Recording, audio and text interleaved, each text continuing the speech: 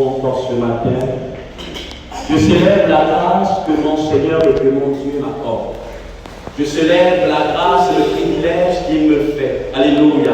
Amen. Alléluia. Amen. C'est une grâce. Ce n'est pas par mes mérites.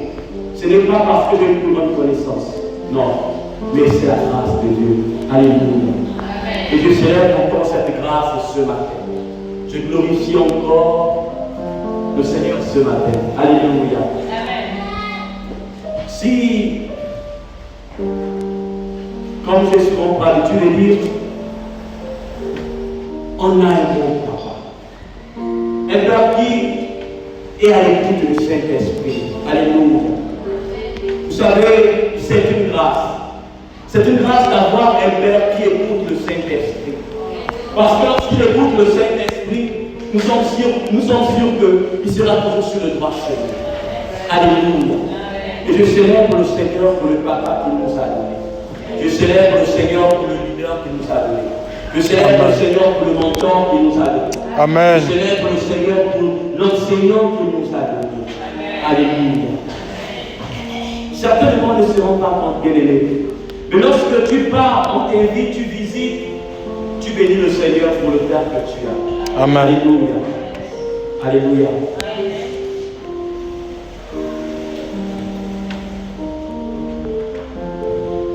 Le Seigneur Jésus-Christ a dit si cette coupe était possible, qu'elle s'éloigne de moi. Alléluia. Et c'est ce que je peux encore dire à Dieu lorsque on m'a annoncé que c'est moi qui prenais les temps. Alléluia. Mais non pas ma volonté, mais celle de mon Père qui est dans les cieux. Alléluia. Et c'est de ce Père que je voudrais nous parler ce matin. Je voudrais nous parler du commencement. Je voudrais vous parler de l'origine qui est notre Dieu. Dans le livre de Genèse, à partir du verset 26, au verset qui suit, c'est le Seigneur qui va dire ceci. Il va dire, faisons l'homme à notre image, selon notre ressemblance. Alléluia. Amen. Faisons l'homme à notre image, selon notre ressemblance. Je voudrais dire à une personne ce matin que tu n'es pas l'image du Seigneur. Alléluia.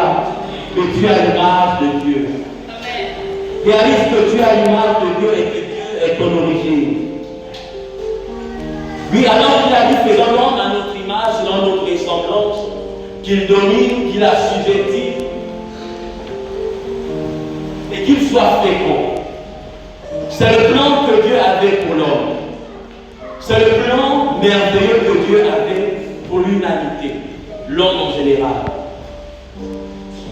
Mais ce plan va connaître une défaillance lorsque Adam et Ève vont pécher dans le jardin. Alléluia.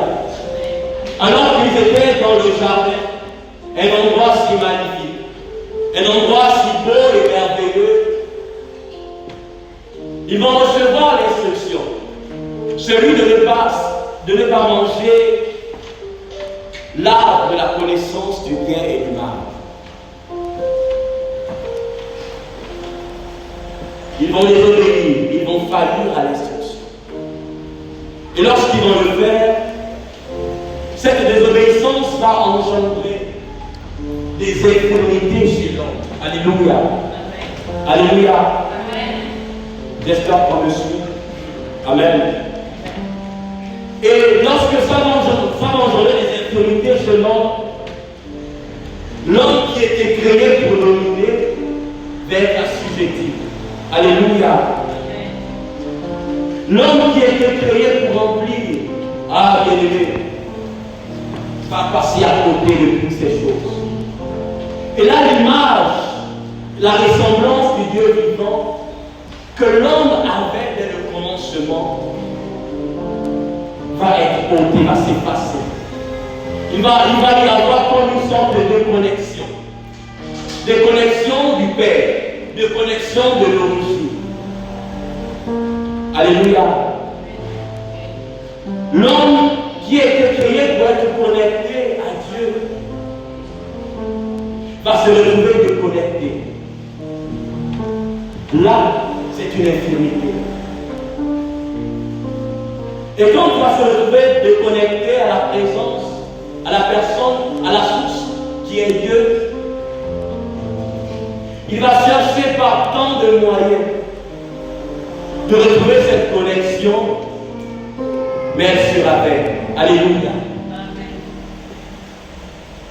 Ces tentatives seront vaines. Et l'homme qui était parfait va se retrouver avec des infirmités, avec des déficiences, avec des défaillances. C'est pourquoi dans nos assemblées, nous trouvons plusieurs personnes infirmes. Alléluia. Je voudrais revenir à réaliser que l'infirmité d'abord n'est pas physique mais spirituelle. Alléluia. Puis nous retrouvons plusieurs personnes qui ont fait 5 ans, 10 ans dans l'église, mais qui vivent la routine. Nous retrouvons plusieurs personnes qui ont fait 15 ans dans l'église, mais qui combattent toujours le même péché. Nous retrouvons, autant pour moi, plusieurs personnes qui ont fait des années,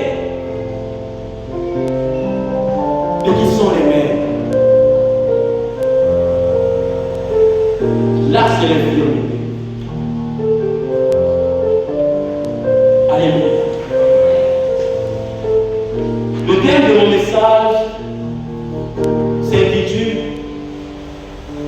Connaître Dieu ton Père et le laisser guérir vos infirmités.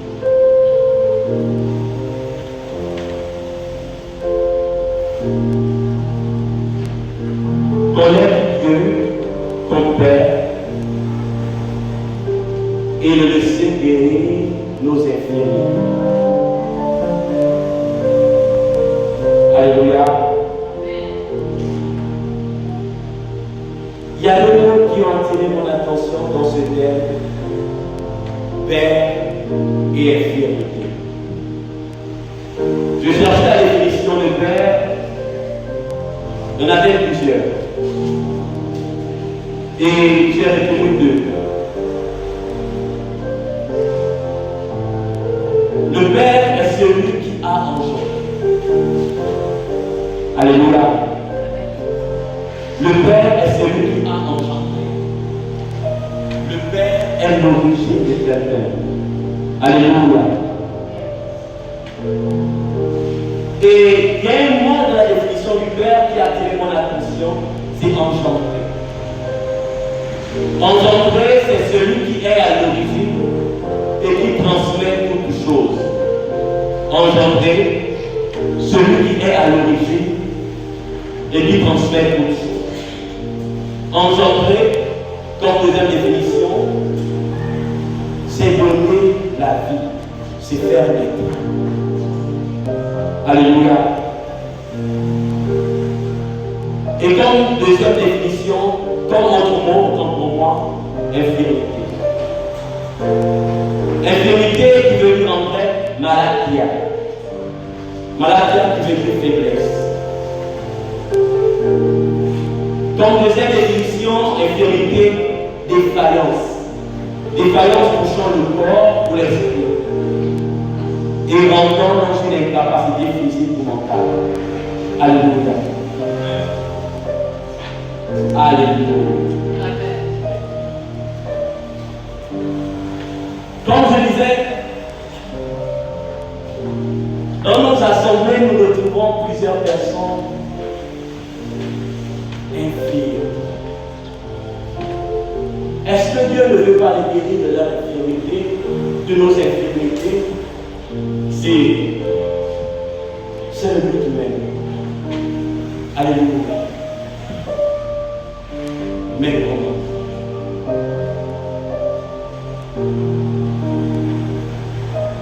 Avant de parler du Père, je voudrais nous parler d'une personne qui a joué un rôle important. Que nous connaissions le Père. Jésus-Christ de Nazareth. Alléluia. La parole déclare qu'il est l'image invisible, l'image du Dieu invisible autant pour moi. Alléluia. Il est l'image du Dieu invisible. Ce Dieu qui semblait tellement loin. Ce Dieu qui semblait tellement mystérieux. Ce Dieu qui, pour s'approcher, il y avait tellement de protocole. Jésus-Christ est l'image de ce Dieu. Alléluia.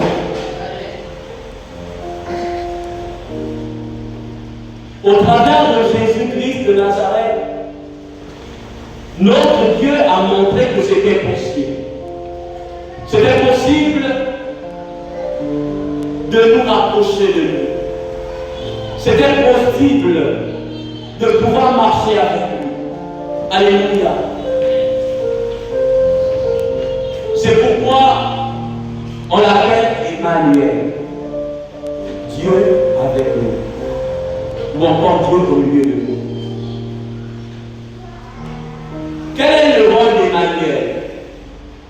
Emmanuel est venu montrer à l'humanité que c'est possible de se reconnecter à Dieu. Alléluia. Emmanuel est venu montrer à l'humanité que c'est possible d'avoir une relation avec Dieu. Alléluia. Emmanuel est venu nous rapprocher de Dieu. Alléluia. Alors que l'homme semblait tellement éloigné, parce qu'il avait péché, c'était de connecter de la présence. L'homme semblait tellement éloigné de Dieu. Et pour y remédier à cela, Dieu s'est formé un corps. Alléluia. Il s'est formé un corps parce qu'il voulait qu'on soit en relation avec lui. Parce qu'il voulait habiter au milieu des hommes. Alléluia. D'où Emmanuel. Mais lorsque Emmanuel est venu, il avait un but. Alléluia. Lorsque Emmanuel est venu, il avait une mission. Sa mission, c'est de nous reconnecter au Père. Alléluia. Sa mission, c'était de nous reconnecter à l'origine qui est. La mission d'Emmanuel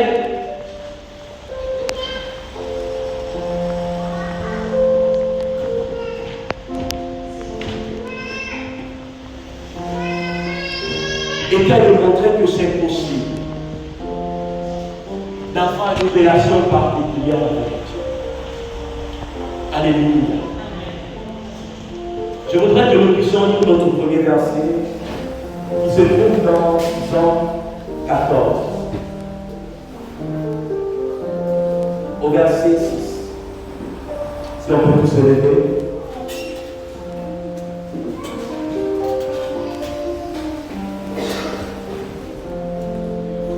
Je vais dire la parole de Dieu. Dans Jean 14, verset 6. Jésus lui dit, je suis le chemin, la vérité et la vie. Nul ne vient au Père que par moi. Alléluia. Amen. On peut se rasseoir. Jésus dit à Thomas qu'il est le chemin, la vérité et la vie. Je vais prendre depuis le verset 1 de Jean 14. Que votre cœur ne se trouble point, croyez en Dieu et croyez en moi. Il y a plusieurs demeures dans la maison de mon Père. Si cela n'était pas, je vous l'aurais dit. Je vais vous préparer une place.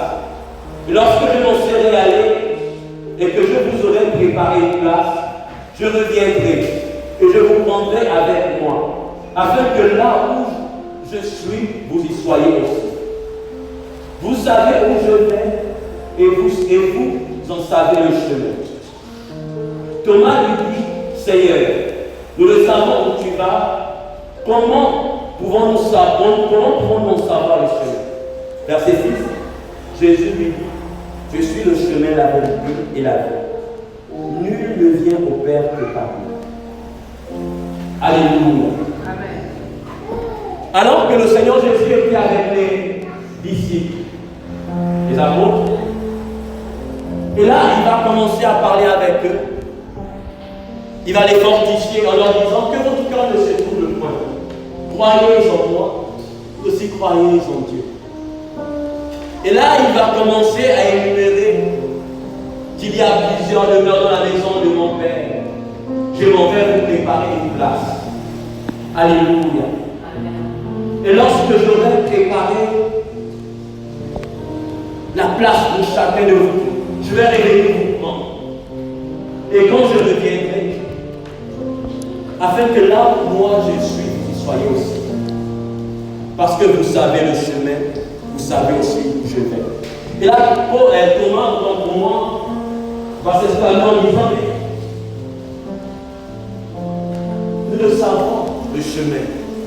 Alléluia.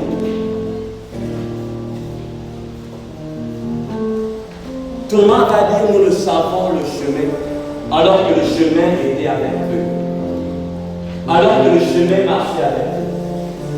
Alors que le chemin dormait avec eux.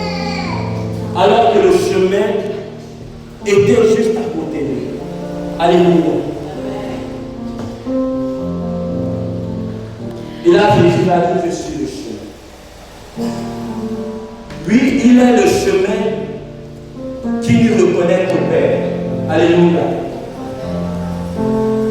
Et lorsque je vais regarder ce passage, je vais comprendre quelque chose. Jésus va dire qu'il est le chemin, il n'est pas la destination. Alléluia. Il est le chemin, il n'est pas la destination. Il est venu pour montrer la destination. Alléluia. Il est venu pour montrer la destination. La destination, il est libéré. Je pars dans la maison de mon Père. Je pars préparer une place. La destination, c'est le Père. Alléluia. Jésus est venu montrer le chemin qui ramène au Père. Jésus est venu montrer le chemin qui nous emmène vers le but. Et le but ici, c'est le Père. Alléluia. Alors que le Père voulait guérir, voulait toucher l'être humain, mais il était incapable. Parce que notre Père était gentleman. Alléluia. Lorsqu'il établit les lois, il ne viole pas ses lois. Il ne viole pas ses lois. Et pour agir au travers de l'homme, il fallait un corps. Alléluia. Il fallait un corps. C'est pourquoi la Bible déclare que tu n'as voulu ni holocauste, mais ce que tu as voulu, tu m'as formé un corps. Alléluia. Alléluia. Lui, il a fallu un corps à Dieu pour que Dieu vienne au milieu des hommes. Il a fallu un corps à Dieu pour que Dieu montre à l'homme que voici le chemin qui me reconnaît, qui vous reconnecte à moi. Alléluia. L'homme a fait tellement de sacrifices, tellement de choses qui avaient été établies. Alléluia. Mais ces choses ne nous ont pas montré la destination. Parce que ces choses n'étaient pas le chemin. Pour montrer le chemin, il fallait que Dieu lui-même descende. Alléluia. Pour montrer le chemin, il fallait que Dieu lui-même descende. Alléluia. Il fallait que Dieu lui-même nous reconnecte. C'est pourquoi Jésus-Christ a dit qu'il est le chemin, mais il n'est pas la destination. Il est le chemin qui nous emmène à une destination. Alléluia. Lui, un chemin nous emmène quelque part. Alléluia. Si je prends ce chemin, ça va m'emmener à ma titi de l'école même. Alléluia. La destination, c'est quelque part. Alléluia. Notre Seigneur Jésus est le chemin. Il est le chemin qui nous reconnecte au Père. Il est le chemin qui nous reconnecte à l'origine. Plusieurs chrétiens, plusieurs d'entre nous avons accepté le chemin, mais nous ne sommes pas encore arrivés à la destination. Alléluia. Parce que lorsque tu arrives à la destination, il y a l'empreinte du Père en toi. Lorsque tu arrives à la destination, ton langage n'est plus le même. Lorsque tu arrives à la destination, ta manière de voir n'est plus la même. Lorsque tu arrives à la destination, ta manière d'entendre n'est plus la même. Lorsque tu arrives à la destination, ah bien-aimé, tu vois ce que les autres